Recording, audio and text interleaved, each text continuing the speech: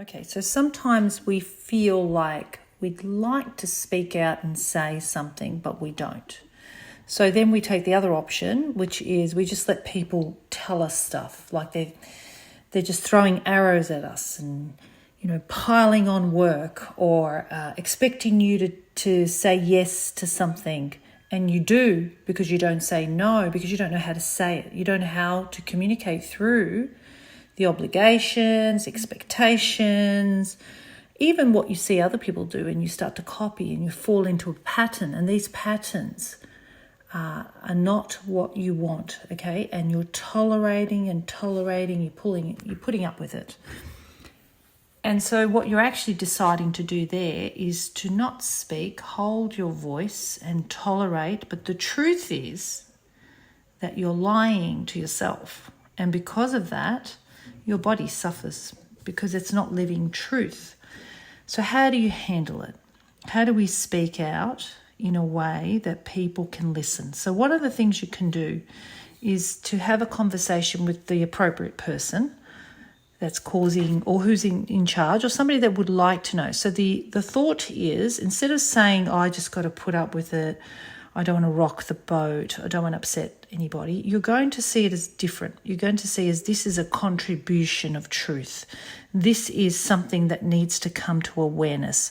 I need to shine a light here. I need to stop lying. We all need to stop lying. I'm going to be the leader and stop the lying that we're putting up with something that's not true. Now, it takes courage. Most people continue to do the same thing, even if it hurts them. Even the research is that when somebody's being abused, they would rather put up with the abuse than to come out and speak about it, because it's going to take courage. So we know we need to be strong for truth. It's easier to actually put up with things that are not true, right? It takes more courage to stand up and to speak out. So how do we do it? Is we do it without accusing anybody, okay? You would use non-violent communication. So what you would say, I notice that, for example, I'm getting a lot of calls at 10 o'clock at night. And when this happens, I feel overwhelmed and stressed because I have a need to have a rest after 6 o'clock at night. Let's just say this was the idea. And then I make a request. Could you please refrain from making phone calls after 6 p.m. at night? It's very simplistic. So all I did there was I observed something. I didn't say, you shouldn't do it. Why are you doing it? I'm not blaming. I'm not pointing the finger. I'm just taking responsibility for my observation. I observe objectively. I am not evaluating and I am not judging. I am just making an observation.